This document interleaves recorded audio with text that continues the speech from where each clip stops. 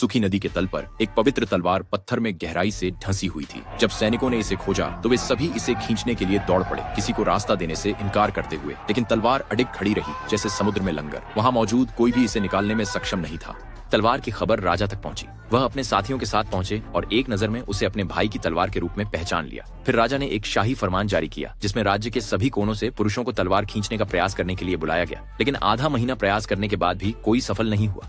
फिर घनी भीड़ के भीतर से आर्थर नामक एक व्यक्ति हलचल करने लगा। उसने बहादुरी से लाइन काट दी, भीड़ को चीरते हुए तब तक आगे बढ़ता रहा जब तक वह तलवार के सामने नहीं खड़ा हुआ। एक अजीब सी परिचितता महसूस करते हुए आर्थर ने हत्थे को पकड़ने के लिए हाथ बढ़ाया और अचानक बिजली के झटके जैसा दर्द महसूस करते हुए उसके चेहरे पर पीड़ा व्याप्त हो गई। उसने तुरंत पकड़ छोड़ दी, जिससे पास में खड़े कप्तान ने उसका मजाक उड़ाया।